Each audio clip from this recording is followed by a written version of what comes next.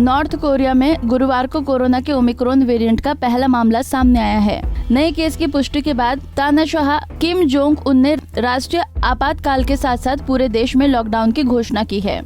Korean central news agency ने बताया है कि गुरुवार को राजधानी प्योंगयांग में पाए गए मरीजों में बुखार के लक्षण थे और जांच के बाद ओमिक्रॉन के BA.2 वेरिएंट की पुष्टि हुई है।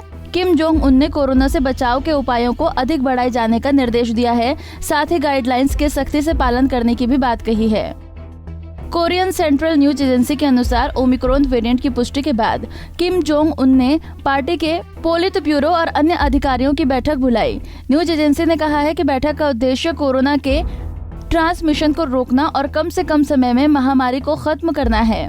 इस बैठक के बाद उन्होंने कोरोना से निपटने के लिए लॉकडाउन का ऐलान कर दिया। किम जोंग उन ने आदेश दिया है कि सभी शहरों में लॉकडाउन लगाया जाए और पाबंदियों का पालन किया जाए। साथ ही किम जोंग ने अधिकारियों से कहा है कि वो कोरोना से बचाव वाले नियमों को सख्ती से लागू करें और लोगों से इसका पालन कराएं। हालांकि अभी ये डिटेल सामने नहीं आई है कि कोरियाई नागरिकों पर कौन सी पाबंदियां लगाई गई हैं। लॉकडाउन का ऐलान करते हुए किम जोंग उन ने कोरोना संक्रमण से देश को जीतने का भरोसा दिलाया है और उन्होंने कहा है कि पैदा हुए हालातों से देश उभरेगा और जल्द ही इस पर विजय हासिल होगी। फिलहाल ये स्पष्ट नहीं है कि उत्तर कोरिया में कितने कोरोना केस मिले हैं, लेकिन एक ही मामले की पुष्टि की गई है। आशंका जताई जा रही है कि देश में बड़े पैमाने पर संक्रमण के मामले मिले होंगे, तभी लॉकडाउन का ऐलान किया गया है। दरअसल उत्तर कोरिया की 2.5 करोड़ की आबादी है और अब तक वहां कोई टीकाकरण अभियान नहीं चला है। ऐसे में माना जा रहा है कि उनके आगे बड़ा संकट खड़ा हो सकता है। विशेषज्ञों का कहना है कि नॉर्थ कोरिया की खराब स्वास्थ्य व्यवस्था को देखते हुए देश को कोरोना के गंभीर परिणाम भुगतने पड़ सकते हैं।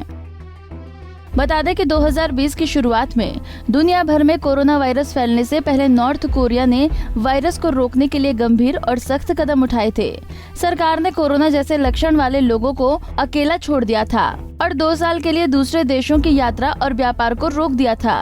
पहले से परमाणु हथियारों को लेकर झेल रहे प्रतिबंधों के बाद कोरोना से बचाव के लिए व्यापार के विजिटर्स की एंट्री पर लगी रोक से नॉर्थ कोरिया की अर्थव्यवस्था को काफी नुकसान हुआ है।